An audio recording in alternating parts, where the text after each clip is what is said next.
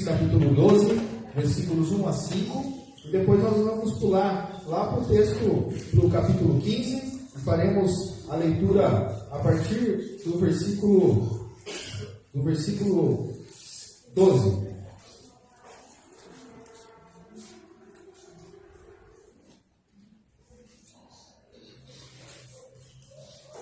Gênesis 12, versículos 1 a 5, diz assim: Ora, disse o Senhor a Abrão: sai da tua terra, da tua parentela e da casa de teu pai, e vai para a terra que te mostrarei. De ti farei uma grande nação, e te abençoarei e te engrandecerei o nome. Se tu uma bênção, abençoarei os que te abençoarem, e amaldiçoarei os que a ti amaldiçoarem.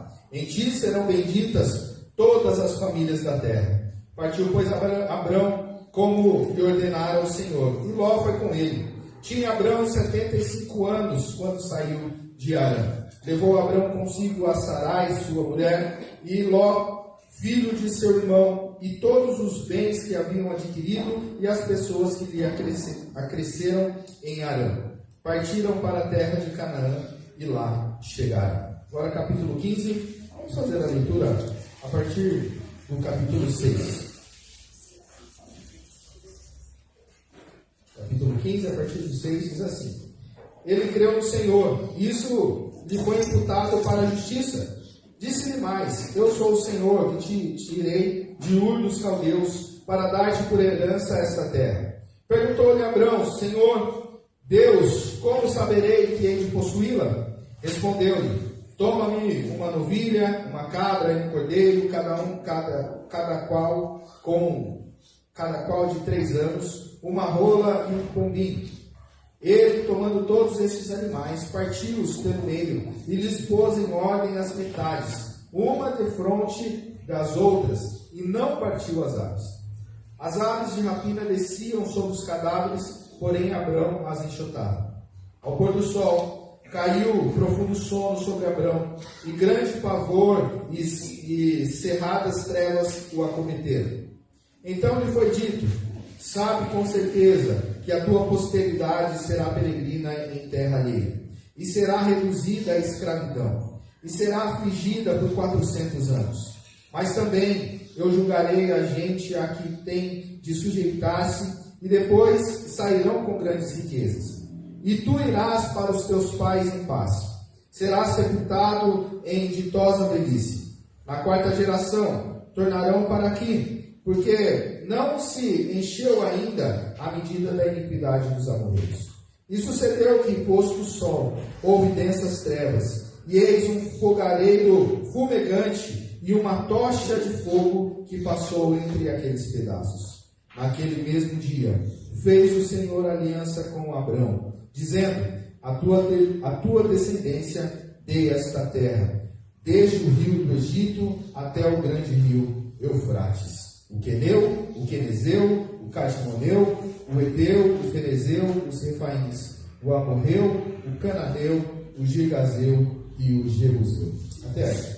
Hoje eu gostaria de falar um pouco sobre as promessas de Deus. E mais especificamente sobre essas promessas que foram direcionadas a Abraão e como essas promessas fazem diferença nas nossas vidas nos dias de hoje. Como que nós podemos ser abençoados através dessas promessas que foram feitas lá para Abraão, né, mais conhecido como o pai da fé. Na verdade, todos nós aqui conhecemos muito bem a história de Abraão. Abraão, depois, mais para frente, o seu nome é mudado para Abraão. Sua esposa, que se chamava Sarai, mais para frente tem o seu nome mudado para Sara. Mas nós não temos muitas informações sobre os antecedentes de Abraão, sobre o passado de Abraão. É um pouco sucinto esta parte na palavra de Deus. Nós conseguimos saber, através do estudo, de que ele era um homem que vivia numa cidade chamada Ur dos Caldeus. E essa cidade era uma cidade muito idólatra. Muitos deuses eram adorados naquele lugar. E ali então nós vemos Deus chamando Abraão para sair daquela terra, sair do meio dos seus parentes e ir para uma nova terra que ele nem sabia onde era, não sabia nem para que lado ele devia ir, mas ele parte e vai obedecendo a esse Deus que se revelou a ele naquele momento. E ele, outra informação que nós temos aqui sobre Abraão e sobre a sua família, é que ele tinha pelo menos 2 irmãos. Um dos irmãos era Naor, que era onde o seu filho Isaac foi buscar a esposa, e também o outro irmão chamado Arã, que era o pai de Ló. Então são poucas informações que nós temos, mas nós vemos então que Deus é um Deus que se revela a esse homem. Além de prometer que Abraão ele deveria sair da sua terra e ir para uma terra nova, uma terra muito boa, uma terra que mana leite e mel, esse homem também teve uma outra promessa, a promessa de que dele nasceria uma grande nação, ele seria o pai de uma grande nação, ele teria uma extensa descendência, uma descendência gigantesca, e uma descendência tão grande que ele mesmo não poderia contar. Mesmo Deus, até então, não tendo revelado onde seria essa terra, mesmo Abraão e sua esposa, sem poder ter filhos, Sara estéril, eles saem confiantes no Senhor. Eles partem nessa nova caminhada, deixando tudo para trás, deixando todos os seus parentes para trás. Será que nós conseguiríamos fazer isso?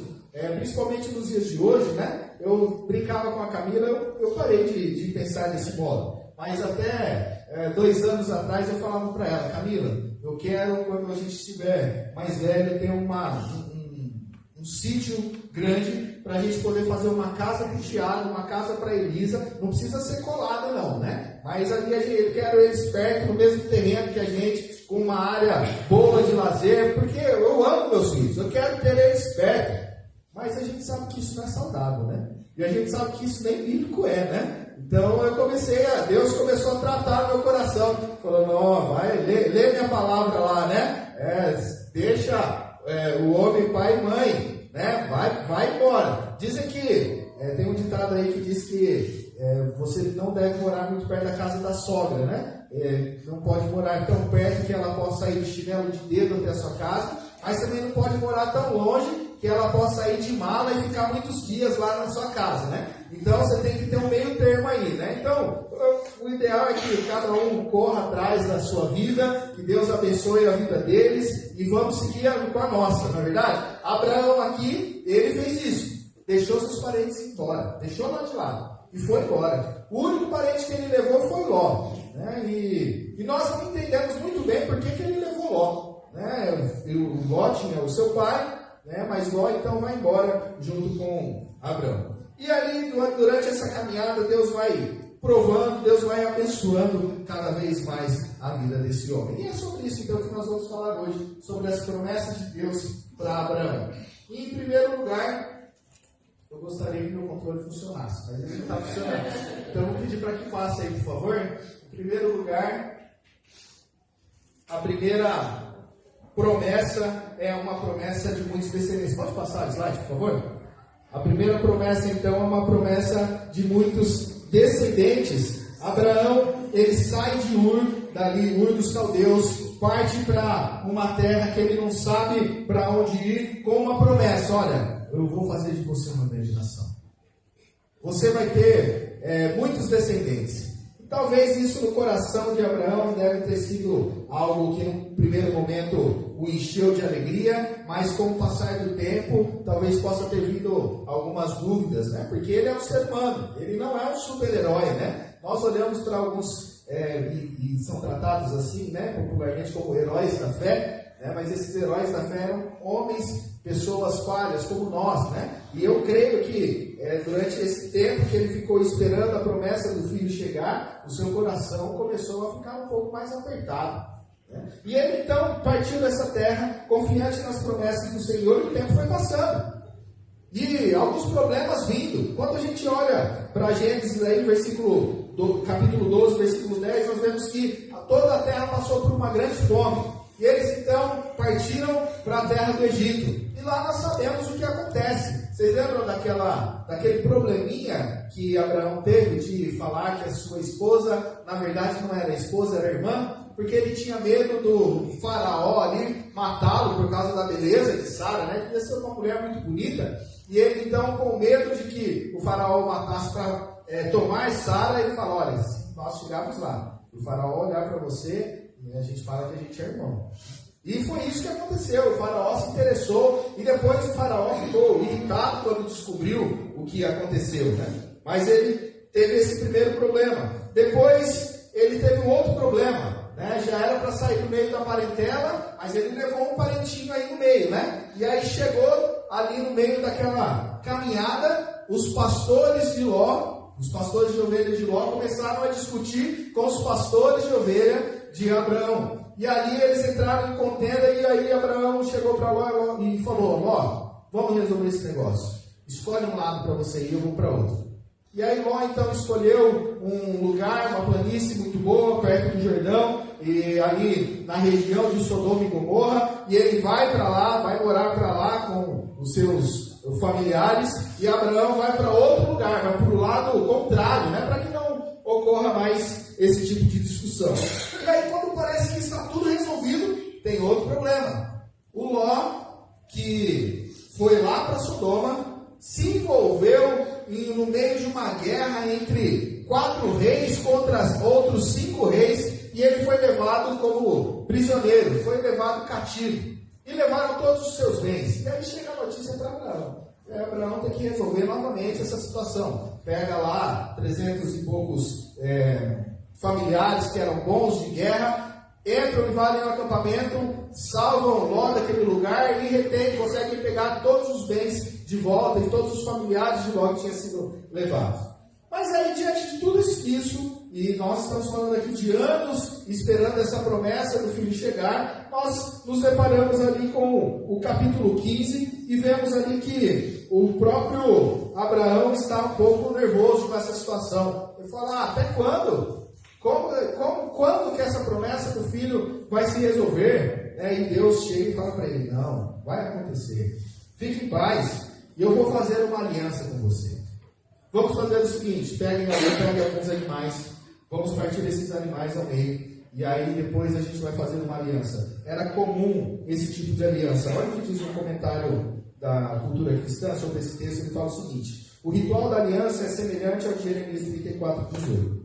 Em sua forma completa, provavelmente as duas partes interessadas deveriam passar entre os animais partidos para chamar a si o mesmo destino, caso rompessem o seu compromisso. Aqui, porém, a participação de Abraão consiste apenas em compor o cenário e impedir que o violassem. O que está acontecendo aqui? Abraão monta todo aquele cenário para acontecer ali, então, uma aliança, para firmar um contrato com Deus, porque Deus mesmo mandou fazer. Então eles cortam alguns animais, colocam um de frente com um pedaço, de frente com o outro, e ali, para firmar a aliança, os dois precisavam passar no meio daqueles animais. E ali, Abraão montou tudo aquilo, mas nada acontecia. E ali começou a cheirar mal aqueles animais, os urubus começaram a rodear ali, e ele ia lá e espantava esses urubus, e ali começou a escurecer, até que Deus vem e fala com ele, e então vem um fogo, uma tocha, e passa no meio de todos aqueles animais. Abraão não precisa passar no meio daqueles animais. Mas você pode falar: pastor, mas que isso tem a ver conosco? O que isso muda? Que tipo de proveito eu tiro dessa informação? Irmãos, isso faz toda a diferença. Porque se os dois precisavam passar para firmar esse contrato, para assumir as suas responsabilidades diante do contrato que estava sendo firmado, Abraão não precisou passar por isso. Quem toma todas as responsabilidades dessa aliança é o próprio Deus. O próprio Deus diz: olha, se depender de você, essa aliança vai ser quebrada. Mas dependendo de mim, essa aliança nunca vai ser quebrada. Eu sou o Deus fiel. E Deus então passa no meio dessa aliança. E olha que maravilha, olha como nós podemos ver essa aliança em prática na nossa vida, nos tempos de hoje, nos dias de hoje. nós vemos que, em primeiro lugar, Deus é quem nos amou primeiro. Nós só o amamos porque Deus nos amou primeiro, é o que diz lá em 1 João. Deus envia Jesus Cristo para nos resgatar, porque pela nossa própria força nós não tínhamos condição nenhuma de conquistar a salvação. O Espírito Santo é quem nos regenera. O próprio Deus, Ele mesmo se revela a nós. Não somos nós que sentimos um desejo no coração e falamos, vamos hoje lá na igreja presbiteriana Maranata, e quando chega aqui, ouve a mensagem do Evangelho, e aí fala, puxa vida, essa mensagem faz tanto sentido, né? Eu vou me entregar a esse Jesus. Parece que, quando se fala desse modo, parece que essa entrega é algo muito racional da nossa parte. Mas a verdade é que, para nós sentirmos a vontade de vir na igreja, para nós entendermos a mensagem do Evangelho, é necessária a ação do Espírito Santo em nossas vidas. É o Espírito Santo primeiro que vem em nós, que limpa os nossos olhos, que tira os tampões dos nossos ouvidos, para que ao ouvir a mensagem do Evangelho, a gente possa responder a essa mensagem positivamente. E até responder essa mensagem positivamente é obra do Espírito Santo, não é obra sua. Porque o próprio Espírito Santo, ele nos convence de tal modo que é impossível nós dizermos não a essa resposta diante do Evangelho. O próprio Deus faz todas as coisas. O próprio Deus é quem mantém essa aliança conosco. Se dependesse de nós, irmãos, para nós que cremos agora em Jesus Cristo, se dependesse de nós para continuarmos na caminhada cristã, para continuarmos sem perder a salvação, nós estaríamos perdidos. Porque se dependesse de eu não pecar, era um dia salvo, outro dia para o inferno. Outro dia salvo, outro dia inferno. E assim ia. Nós sabemos como é a nossa vida. Talvez até no mesmo dia, né? Várias vezes, né? Salvo inferno, salvo inferno. Né? Porque a gente vive numa luta constante com o pecado e muitas vezes nós caímos e pecamos. Mas é Deus quem se revela a nós. É Deus quem nos toca, é Deus quem nos chama, é Deus quem nos capacita para entender a mensagem do Evangelho, até para nós sermos salvos. É Deus quem nos dá a fé. Não vem de nós. Deus nos dá a fé salvadora, que é igual para todos nós. Todos nós temos essa mesma fé, para nós crermos em Jesus Cristo. E depois Ele nos dá uma outra fé.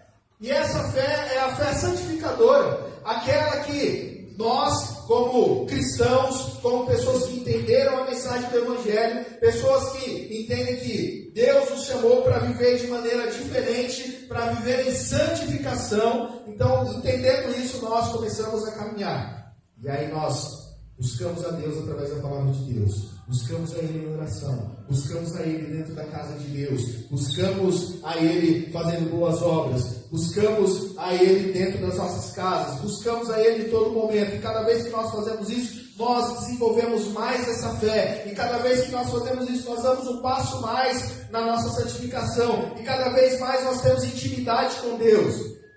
Mas tudo isso depende dEle. Tudo isso vem de Deus. Até o lutar contra o pecado depende de Deus. Não é pela nossa força. Se você quiser lutar contra o pecado, dizendo, eu sou forte agora, a partir de agora eu não vou mais pecar, em relação a esse problema que eu tenho na minha vida, porque eu vou me policiar, porque eu sou forte, porque eu sou isso, eu sou aquilo. Meu irmão, daqui meia hora você está caindo numa mesma coisa. Agora, quando você reconhece o pecado na sua vida, você se coloca de joelhos no chão e diz, Senhor, eu não tenho forças. Se não for o Senhor para me guiar, meu Deus, eu não vou conseguir. Se não for o Senhor para me fortalecer diante desse problema que eu tenho com o pecado, eu não consigo. E Deus ajuda. Deus nos liberta. Esse é o nosso Deus, irmãos. é o Deus da aliança, é o Deus que Ele mesmo, nós estando mortos nos nossos delitos e pecados, envia Jesus Cristo para nos dar vida, e quando Jesus Cristo morre naquela cruz e ressuscita, nós somos ressuscitados com Ele, e a justiça que devia ser imputada em nossas vidas agora é imputada em Jesus Cristo, e nós nos tornamos justos, ou seja, somos justificados por causa de Jesus Cristo, não por causa de nós.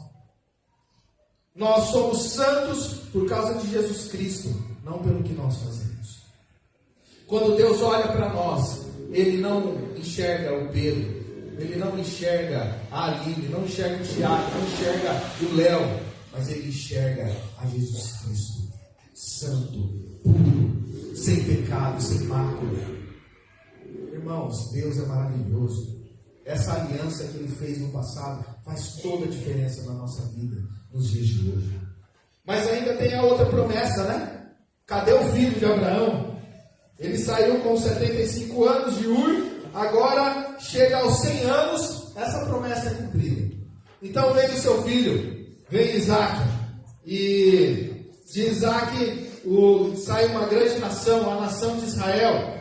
E a verdade também, queridos, é que além dos descendentes naturais de Abraão, existem também os descendentes espirituais de Abraão. E é nesse que nós nos encontramos, é nessa situação que nós nos encontramos. Nós que cremos em Jesus Cristo como Senhor e Salvador, nós agora fazemos parte desse povo escolhido de Deus. Não temos o sangue de Abraão correndo nas nossas veias, mas somos revestidos pela vida de Jesus Cristo, o descendente de Abraão. Aquele que veio para restaurar todas as coisas. As pessoas do Antigo Testamento eram salvas por crer na promessa de Deus, que na descendência de Abraão viria o Messias, e esse Messias iria restaurar todas as coisas. Nós cremos, somos salvos, fazemos parte do povo de Deus, porque nós cremos que esse Messias veio, e esse Messias tem nome. É Jesus Cristo, esse que a gente acabou de louvar, esse que a gente acabou de cantar. Deus cumpre as suas promessas e ainda está cumprindo as promessas que Ele fez para Abraão. Todos os dias, milhares de pessoas têm se rendido a esse Evangelho. Todos os dias, pessoas têm tido um encontro sincero com Cristo, porque esse próprio Deus tem usado pessoas para pregar a palavra dEle. Tem usado pessoas como Paulo, que dizia: pois não me envergonho do Evangelho, porque é poder de Deus para a salvação de todo aquele que crê, primeiro do judeu e também do grego. Dessa forma, Deus continua aumentando cada vez mais a descendência de Abraão. Sai da tua tenda, Abraão. Olha para o céu. Tem aí várias estrelinhas aí, né? Você consegue contar? Não dá para contar. Não dá para contar. Essa é a descendência de Deus. Numerosa descendência de Deus. Talvez nós podemos olhar para o cenário evangélico, o cenário gospel do nosso país, ou do nosso mundo, né? Quando nós falamos em cristianismo, e às vezes olhamos para a Europa, olhamos para os Estados Unidos, vemos o decréscimo de pessoas que se dizem cristãs, mas eu quero dizer uma coisa para vocês. A igreja de Jesus Cristo, a verdadeira igreja de Jesus Cristo, está muito bem, vai muito bem, está crescendo, porque as portas do inferno não prevalecerão contra a igreja. Seja usado por Deus na obra do Senhor. Se entregue a esse Deus. Você faz parte dessa descendência. Você crê nesse Jesus Cristo que deu a sua vida em favor de nós.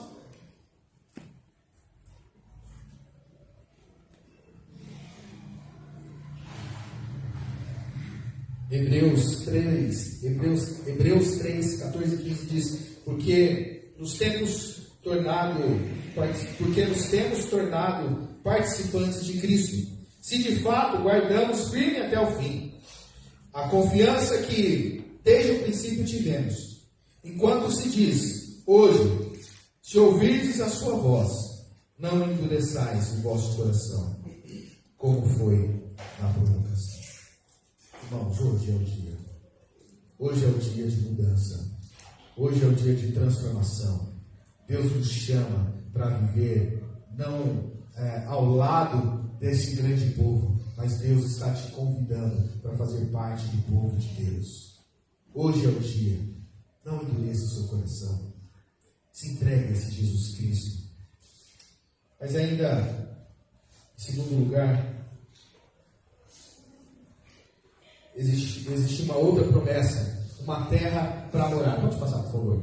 Uma terra para morar. A segunda promessa. Antes de Deus determinar de fato qual seria a extensão do domínio do povo de Israel, Ele prediz o que irá acontecer com o povo. Ele fala dessa grande descendência que ele vai ter. Ele fala de como essa descendência vai viver em tendas, como essa descendência vai sofrer como escravos por 400 anos. E ele fala que depois desse tempo, essa descendência tomará posse da terra prometida.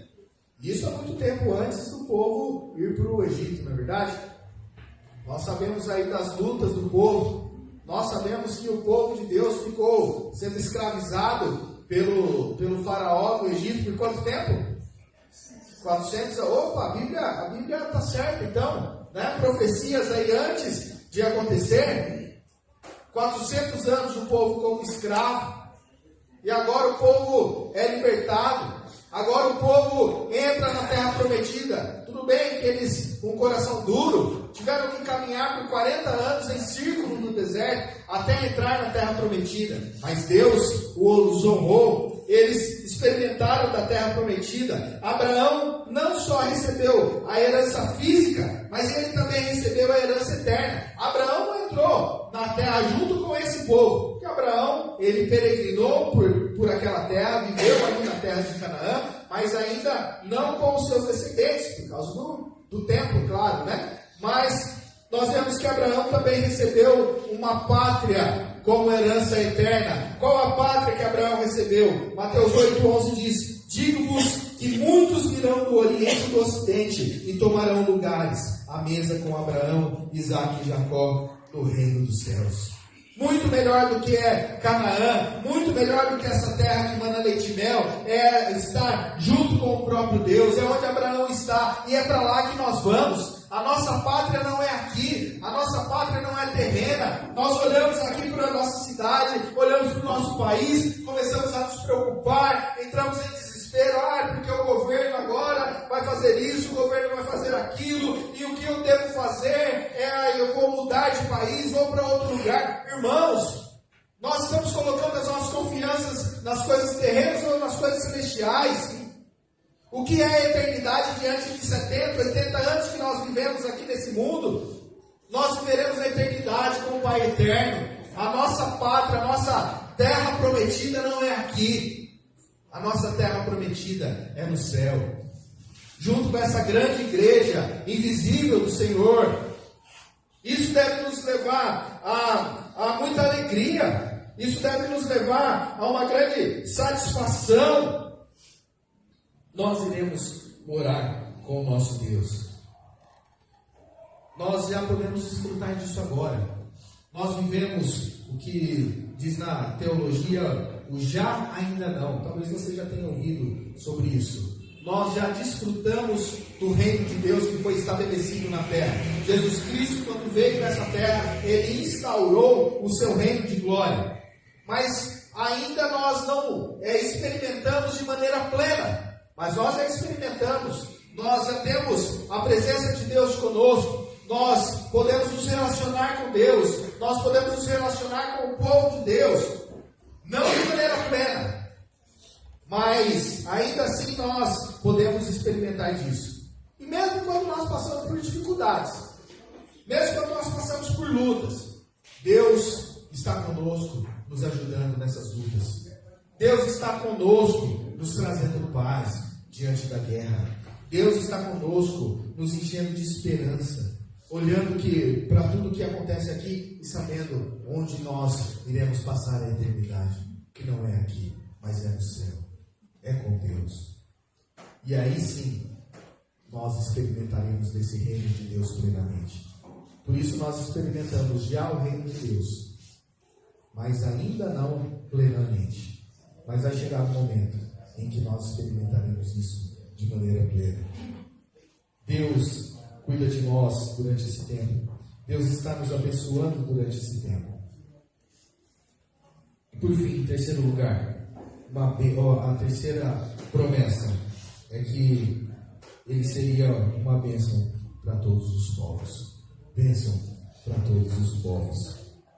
Gálatas 3, 16 e 17 diz assim: ora, as promessas feitas a Abraão e ao seu descendente, não diz e aos descendentes, como se falando de muitos, porém como de um só, e ao teu descendente, que é Cristo.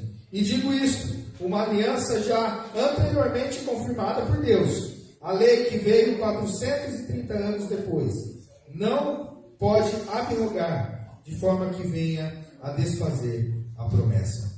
Jesus Cristo, o Salvador do mundo, é o descendente de Abraão. Ele veio para salvar todas as pessoas do pecado. A sua morte e a sua ressurreição abençoa as pessoas em todo o mundo até hoje. Abraão, ele não viu o cumprimento das 3 promessas plenamente. Ele viu o seu filho Isaac nascer, ele passou pela terra de Canaã e ele foi bênção na vida de algumas pessoas ali. Mas nós podemos ver e podemos experimentar dessa bênção maravilhosa do nosso Senhor. Abraão foi abençoado por conhecer as promessas e saber que Deus as iria cumprir. As promessas de Deus para Abraão não foram uma bênção só para ele, são uma bênção para todos nós. Nós experimentamos dessas bênçãos. Nós experimentamos da descendência de Abraão. Somos descendentes dele. Fazemos parte desse povo. Descendentes espirituais. Fazemos parte desse povo. Nós recebemos uma pátria celestial. Algo maravilhoso de Deus. Nós experimentamos da salvação do descendente de Abraão, de Jesus Cristo, aquele que morreu na cruz e pagou por todos os nossos pecados. Por isso a pergunta para nós que fica nesta noite é: você conhece esse Deus? Diante de todas essas bênçãos que nós vimos, você conhece esse Deus? Você já tomou a sua decisão? Você que já tomou essa decisão de seguir a Jesus Cristo, como anda a sua vida espiritual? Como anda o desenvolvimento da sua fé? Como anda o seu relacionamento com esse Jesus que deu a sua vida há mais de 2000 anos atrás, para que a gente pudesse ter esse relacionamento com Deus?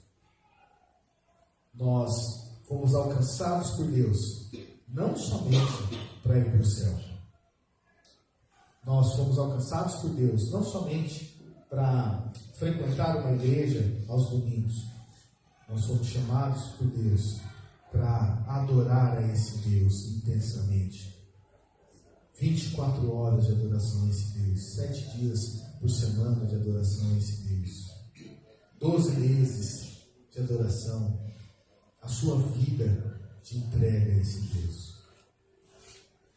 Se entregue a esse Deus, busque a Ele cada vez mais, porque esse Deus transforma vidas, esse Deus transforma histórias, esse Deus, Ele quer se relacionar conosco a cada dia mais. Esse Deus cumpre as suas promessas. Podemos crer que tudo que Ele prometeu irá se cumprir.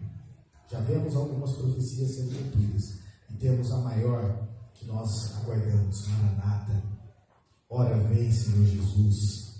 Aguardamos a segunda vinda desse Jesus Cristo, que irá restaurar todas as coisas, que irá colocar todas as coisas no devido lugar, que irá julgar a todos, e irá restaurar o seu povo, e nós viveremos eternamente com Ele.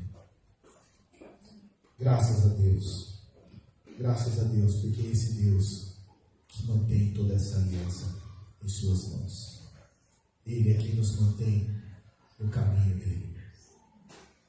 Hoje nós aprendemos sobre as promessas de Abraão. Nós vimos que Deus deu uma numerosa descendência, da qual saiu o Salvador Jesus Cristo. Deus deu uma terra prometida, a terra de Canaã, para o povo de Israel, e nos deu a Canaã celestial. Já podemos gozar das maravilhas do reino de Deus aqui, e gozaremos plenamente no céu. nós podemos experimentar do relacionamento com esse Jesus Cristo, que morreu na cruz pelos nossos pecados, por amor a nós, mas está vivo e vai voltar para nos buscar. Amém. Que Deus abençoe as nossas vidas. Que nós possamos lembrar cada vez mais as promessas de Deus. E lembrar que Deus não é homem para não cumprir, que Deus não é homem para que não cumpra as suas promessas. Deus tem promessas maravilhosas sobre a nossa vida. E Ele nos chama para viver em obediência a Ele, experimentar essas maravilhas.